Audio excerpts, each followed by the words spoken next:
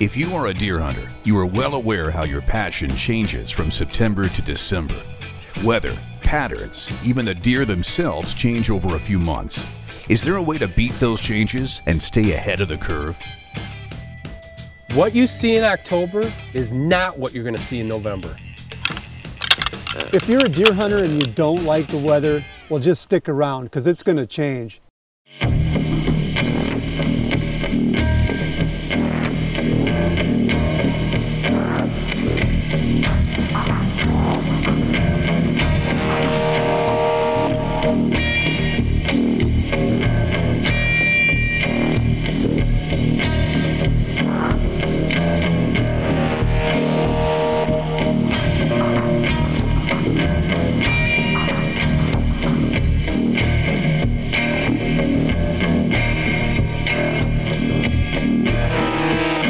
I'm Steve Bartella. I'm Gordy Cron.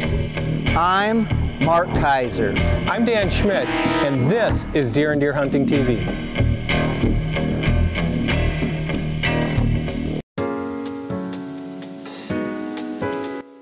A deer hunter will wait for fall with anticipation. The spring will be filled with creating food plots, clover fields, and watching your land to see what's happening. The summer months are spent taking care of that land, setting cameras, and preparing yourself to take that shot in September or October. Once it arrives, the early fall is utopia for most hunters.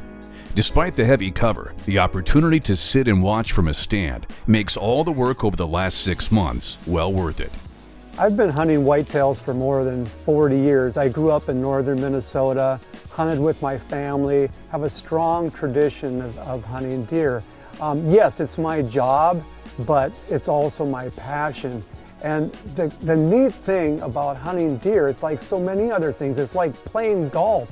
It's a learning experience that never ends. And there's always something the whitetails are going to teach you. Every year that goes by, I learn something new.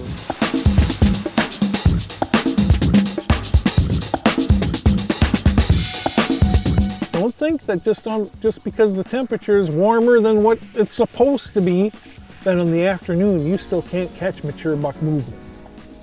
You can. The key is to know where they're coming from and where they're going and set up somewhere in between. You do that and you got a pretty good chance of killing that early season buck, even in pretty hot temperatures. The Midwest is a great example of how changing seasons affect deer and how you hunt them. Let's start in Illinois, a place with a great reputation, but tougher hunting than most realize. Illinois itself, kind of a myth because you really have to do your homework on Illinois to find out where those big bucks are. For years, people flocked to Illinois. They'd heard about the big bucks. Big bucks were coming out in Boone and Crockett and Pope and Young faster than they could print the books. But nowadays, people question that. Illinois really isn't overhunted when you look at the bigger picture. There's a lot of public land in Illinois, especially along the Mississippi River. But what most people think of is the Golden Triangle. Private land, outfitters, yeah, that can get overhunted very quickly. You might be asking yourself, how do things change in Illinois from season to season? Well, if you're in there in October and you're hunting the bow season, if you're stand hunting, which most people are going to be doing, you're probably going to be hunting a clover plot or some early season forage. You get to November, it's all back about carbohydrates for deer, but they're going to be packing it on. You're going to want something like soybeans, something like corn that you can hunt over because that's what's going to really be drawing these deer once those temperatures start dropping. Deer need to escape and they need a place to grow old without being pressured and the chance of them getting shot before they reach maturity. So Illinois is no different than any other place in that aspect. It has great genetics, food potential, whether it's the agricultural field next door or the food plot you put in over the summer, it's all good stuff. But you need to have good refuge cover and don't invade it. You do that, Illinois will keep producing big bucks just like its neighbor in Iowa, another neighbor up north, Wisconsin, Midwest Great Plains place like Kansas. They will all produce those deer given the right ingredients are used correctly. So I'm hunting with my friend Steve Bartella. We're in Brown County. It's the epicenter of big deer and lots of deer, Illinois. We're there, it's kind of on the cusp of things. You know, the weather really wasn't that good. Hey, I'm not gonna lie to you, Steve put us on a great area. He manages 3,000 acres of the best deer hunting land in North America, in my opinion, and it didn't disappoint. The weather was difficult, but we put in our time, and lo and behold, we had a great opportunity. Deer and Deer Hunting is brought to you by Hornady, accurate, deadly, dependable. Mossberg, built rugged, proudly American. Nikon, the next generation in hunting optics. Cuddyback, more deer, fewer blanks. And by Scent Killer Gold with Hunt Dry technology. Apply, dry it, and go hunt. You know, if you see me on Deer and Deer Hunting, you know I get a little bit shaky every time I shoot a deer. We got a big time shake coming for you. You're watching Deer and Deer Hunting TV. This segment of Deer and Deer Hunting is brought to you by Mathews.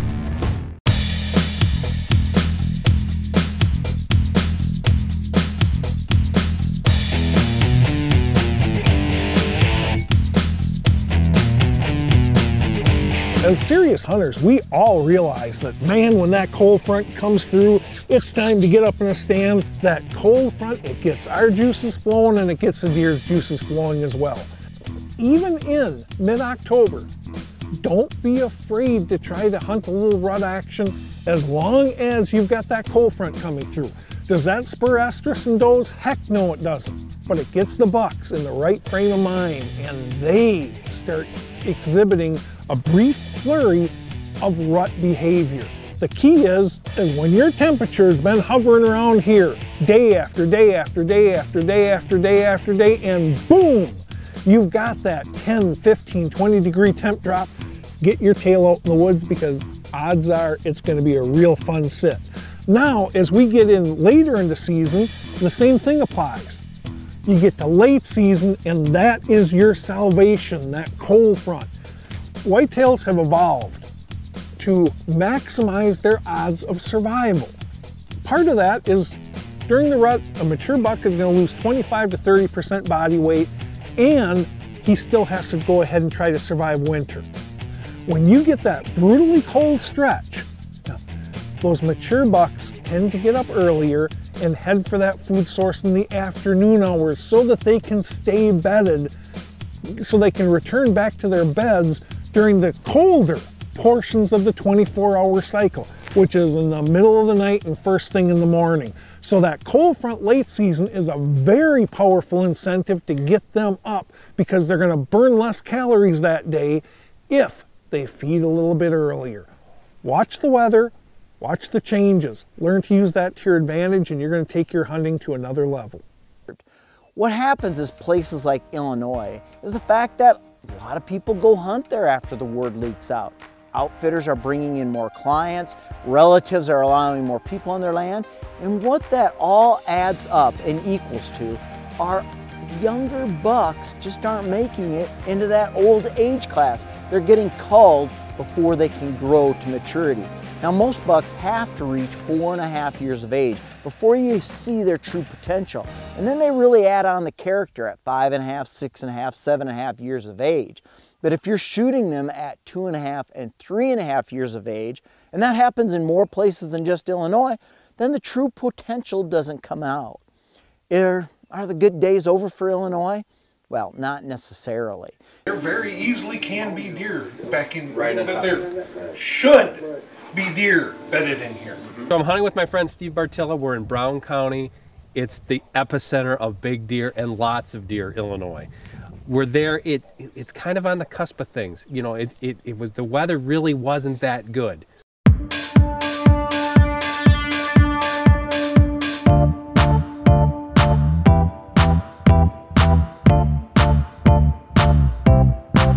Just because you hunt a deer utopia doesn't mean it's a slam dunk.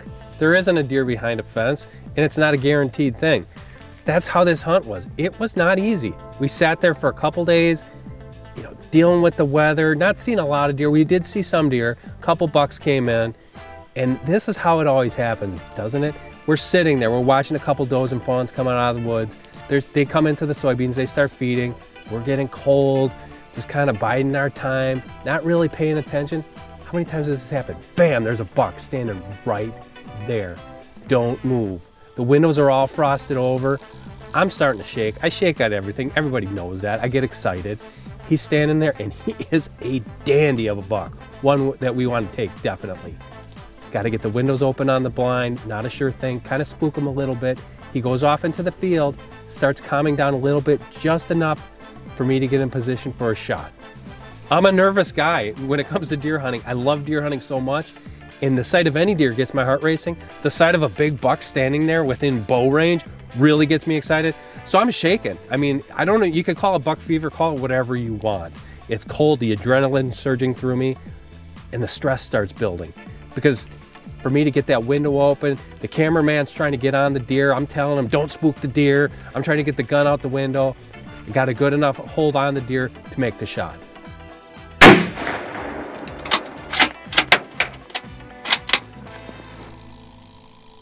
Wow, this is a really cool experience. You know, I don't know how guys can go out there and look at deer and, you know, they pinpoint a deer they've been seeing all year long and shoot them and not have that emotion. To me, it's just pure emotion. We kind of peek over the creek bank there, and there he's laying down in the middle of the creek. He's right there. We got him. He's dead. We go up there, and he's way bigger than I thought. People say about ground shrinkage. This deer was bigger and bigger as we get up to him, and I pick him up. I just see the mass on his frames, see the tines, fully mature deer. Very cool. Illinois gun season. It does not get, he has got just great mass, chocolate rack. Awesome, awesome deer. This was one of my best gun deer. My best slug gun deer by far. What a dandy buck. Holy cow. Coming up next, That buck, he comes out on a string just the way he's supposed to, despite it being the last day of season. Why? Because we have kept pressure to a minimum in that deer woods. this is Deer and Deer Hunting TV. This segment of Deer and Deer Hunting is brought to you by Boss Buck. Now you're getting serious. If you are a deer hunter, you know how the change in seasons affect whitetails. It also affects what they eat and what food they are looking for. Are food plots essential to your hunting? Early season, late season? Yes, they can be if you don't have food otherwise. If you're a deer hunter and you don't like the weather, just stick around because you know it's going to change at some point. You want a magic formula for cold weather hunting? It's as simple as this: staying put and putting in your time. It's hard, don't get me wrong, it is really hard to sit out there in sub-zero temperatures and wait on a deer. But if you have yourself in the right spot, it's just a matter of time until that deer is going to show up.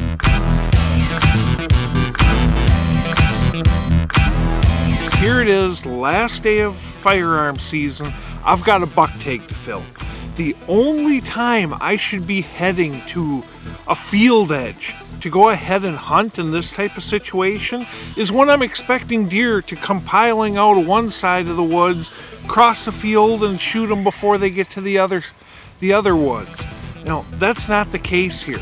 I'm actually, on the last day of season, I am hunting natural movement. Frankly, it's these types of hunts that get under the skin of a lot of viewers because they know this isn't normal. Trust me, I know as well. I spend 25% of each season hunting public land, another 25% hunting normal ground. If you try these tactics in those situations, you're going to be lucky to see a squirrel come out. So let's examine a little bit how this came to be. How is it that this is a solid hunting tactic in this specific situation? Well, that's because the entire block of woods happens to be one of my long-term clients' sanctuaries. I set it up so that we do not step foot in this woods. That doesn't mean we don't hunt it hard, you darn right we hunt it hard. But we hunt it in a low-impact manner. We don't go deep into the woods. We make it so that we can get into our stands, hunt our stands, and get out without ever having a deer realize you're there. I'm only set up 200 yards away from the road.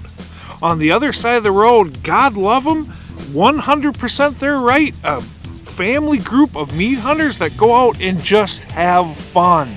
And there's absolutely nothing wrong with that. As a matter of fact, those hunters should be applauded for it. But at the same time, they trash their woods. They're trashing their woods. It's the last day of season, yet 200 yards away, I'm sitting on the edge of a wide open field in the back corner. And that buck is willing to step foot out on that food source during wide open legal shooting hours. Now, why? Because he feels safe there.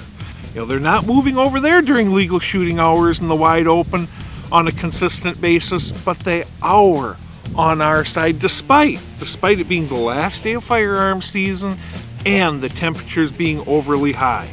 So when that buck came out, I was not surprised. He was following the script. Do they always follow the script? Heck no, but this one chose to. I'm hunting a food plot that's actually tucked in the back corner of a larger farm field. That buck, he comes out on a string just the way he's supposed to, despite it being the last day of season. Why?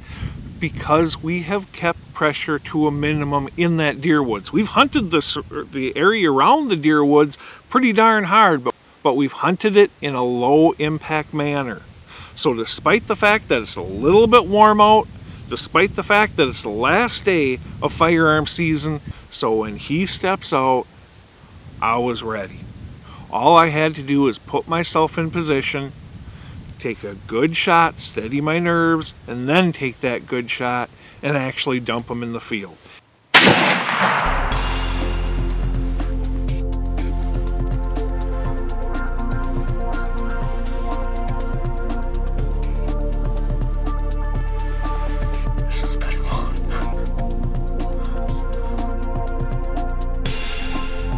The keys are making them feel safe by hunting in a very low impact manner and then providing them everything they want and need. It worked. Frankly, it couldn't have worked out any better, and man, was that ever a nice way to end that last day of firearm season. Coming up next, perfecting your setup in Growing Big and what you should be doing right now to get ready for the season. This is Deer and Deer Hunting TV.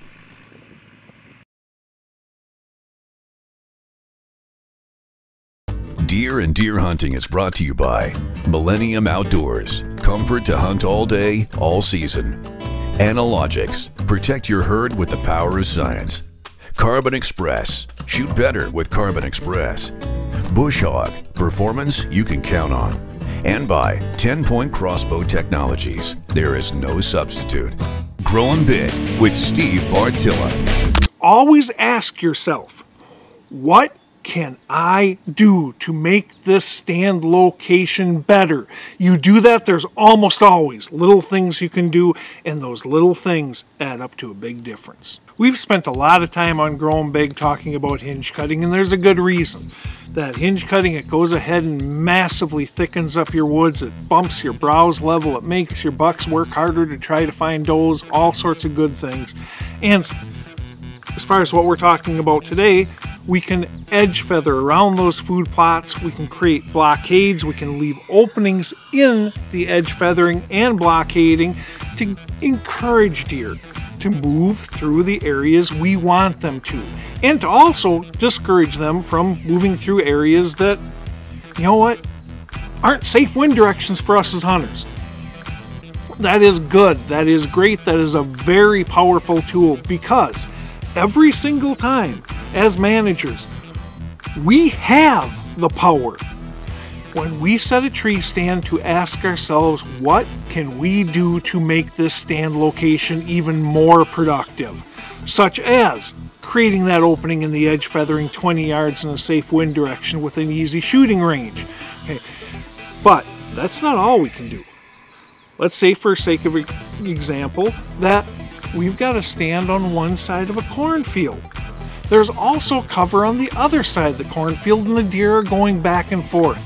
I'll tell you what, if it's your corn and you're willing to sacrifice it, or if you have a farmer renting your crop ground, buy back just enough corn that you can go ahead and drive an ATV across that cornfield, across all those rows. Have you ever tried walking across a cornfield with a tree stand on your back?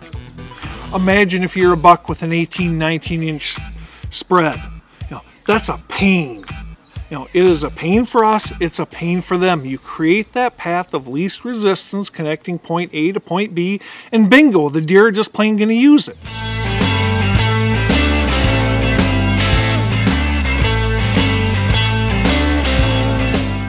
There's no argument. Scent elimination products, hey, they add to your overall hunting budget. That's why it's a good idea to look for something that maybe has a little bit of dual purpose, adds a little bit more benefit, lasts longer in your budget. Well, Wildlife Research has a great product called Scent Killer Gold with Hunt Dry technology. Now, it gets rid of 99% of human odor, eliminates it. But once it dries, and it's drying right now after I sprayed it, it will last for up to 10 days. That means you don't have to spray yourself down every time you get out of the truck and head into the woods.